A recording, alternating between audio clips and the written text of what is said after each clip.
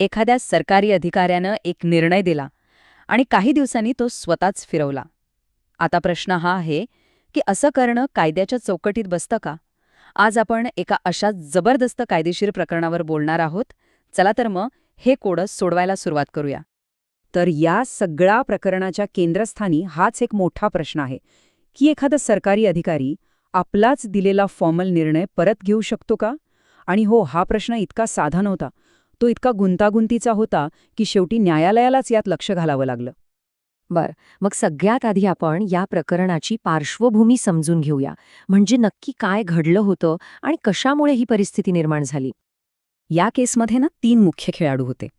सगळ्यात आधी Mukund iron and steel works limited म्हणजे कंपनी. त्यांच्यासमोर होती राष्ट्रीय मुकुंद एम्प्लॉईज युनियन, जी कामगारांची संघटना होती. आणि ह्या दोघांच्या मध्ये होते ट्रेड युनियनचे निबंधक. हे एक सरकारी अधिकारी होते. आणि खरं सांगायचं तर त्यांच्याच एका निर्णयामुळे हा सगळा वाद उभा राहिला. आता या प्रकरणाची टाईमलाईन समजून घेणं खूप महत्त्वाचं आहे.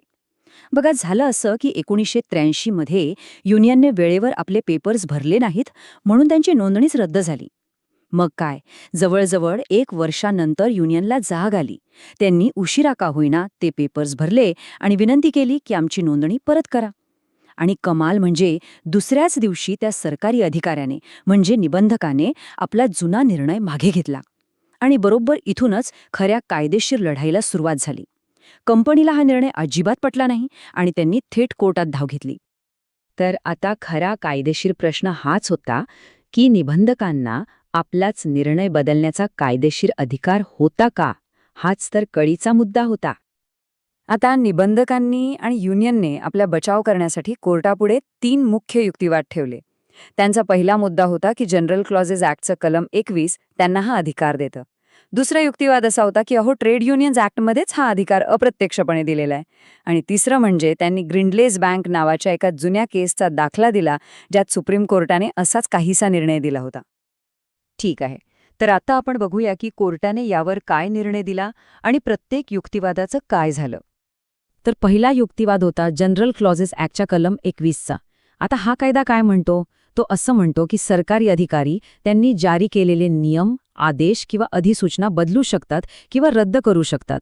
म्हणजे वरवर पाहिलं तर असं वाटतं की निबंधकांना तसा अधिकार होता. पण कोर्टाने हा युक्तिवाद साफ नाकारला. न्यायाधीशांनी अगदी स्पष्ट केलं की हे जे कलम 24 आहे ना, ते सामान्य नियमांसाठी आहे, जे सगळ्यांना लागू होतात. म्हणजे समजा एखादा सार्वजनिक नियम काढला, तो बदलता येतो. पण एखाद्या विशिष्ट केसमध्ये एका विशिष्ट संस्थेसाठी दिलेला खास आदेश बदलण्यासाठी हा कायदा वापरता येणार नाही.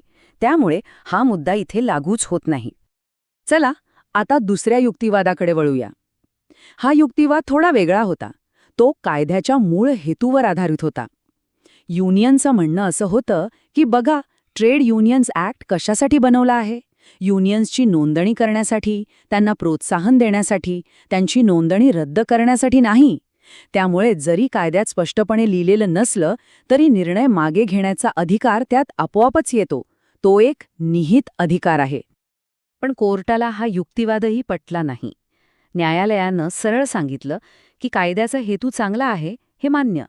पण जो अधिकार कायद्याच्या पुस्तकात कुठेच लिहिलेला नाही, तो अस्तित्वात आहे असं आपण गृहीत धरू शकत नाही. म्हणजे केवळ भावनेच्या आधारावर नवीन अधिकार तयार करता येत नाहीत. आता आला तिसरा आणि शेवटचा युक्तिवाद. आणि हा होता एका जुन्या केसच्या आधारावर.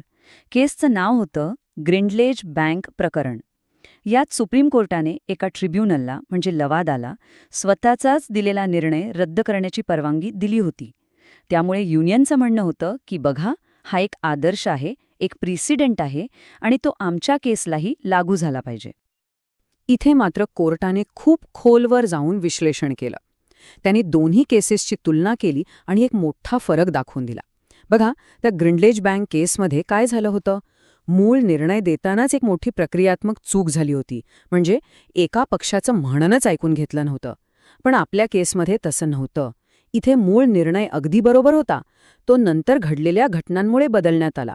सोप्या भाषेत सांगायचं तर एका चूक सुधारली जात होती तर दुसऱ्यात एक बरोबर निर्णय बदलला जात होता.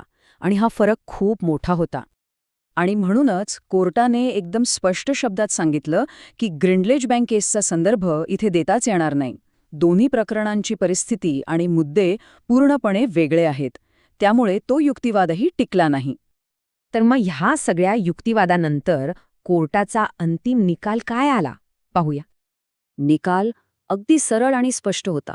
Mukund iron and steel company ही केस जिंकली आणि निबंधकांनी जो आपला जुना निर्णय मागे घेणारा आदेश काढला होता ते पत्रच कोर्टाने बेकायदेशीर ठरवून रद्द केलं. आणि या निकालातून एक खूप महत्त्वाचं कायदेशीर तत्त्व समोर आलं. कोर्टाने काय म्हटलं ते ऐका. एकदा निबंधकाने एखाद्या ट्रेड युनियनची नोंदणी रद्द केली की त्या आदेशापुरता त्याचा अधिकार संपतो. तो पुन्हा त्यात ढवळाढवळ करू शकत नाही, तो त्याचा रिव्ह्यू घेऊ शकत नाही आणि नंतर काहीतरी घडलं म्हणून तो आपला जुना योग्य निर्णय मागे घेऊ शकत नाही. हे खूपच महत्त्वाचं आहे. पण मग एक प्रश्न मनात येतोच की जर निबंधक आपला निर्णय मागे घेऊ शकत नव्हते तर बिचाऱ्या युनियनने काय करायचं होतं? त्यांच्यापुढे काही मार्ग होते की नाही? हो, नक्कीच होते. कायद्याने त्यांना 2 स्पष्ट मार्ग दिले होते. पहिला पर्याय होता की त्यांनी निबंधकांच्या निर्णयाला थेट वरच्या कोर्टात आव्हान द्यायचं, म्हणजे अपील करायचं. आणि दुसरा त्याहून सोपा मार्ग होता की सगळं विसरून नवीन कागदपत्रांसोबत फ्रेश नोंदणीसाठी अर्ज करायचा. पण त्यांनी यापैकी काहीच केलं नाही आणि चुकीचा मार्ग निवडला. तर ह्या पूर्ण प्रकरणातून आपल्याला काय शिकायला मिळतं? एक खूप मोठा धडा. तो म्हणजे सरकारी संस्थांना किंवा अधिकाऱ्यांना कायद्याने घालून दिलेल्या नियमांचं आणि प्रक्रियेचं पालन करावंच लागतं. ते आपलाच दिलेला अंतिम निर्णय मनाला वाटेल तसा बदलू शकत नाहीत. कारण जर असं होऊ लागलं तर मग संपूर्ण सिस्टमवरचा लोकांचा विश्वासच उडेल, नाही का? आणि हे प्रकरण आपल्याला एका मोठ्या प्रश्नावर विचार करायला लावतं. एका बाजूला अधिकाऱ्यांना त्यांच्या चुका सुधारण्याची संधी मिळायला हवी, पण दुसऱ्या बाजूला लोकांनी सरकारी निर्णयांवर विश्वास ठेवायला हवा. ते अंतिम आहेत हे माहीत असायला हवं. मग या 2 गोष्टींमध्ये योग्य तो समतोल कसा साधायचा? हा एक खूप महत्त्वाचा प्रश्न आहे, ज्यावर आपण सगळ्यांनी विचार करायला हवा.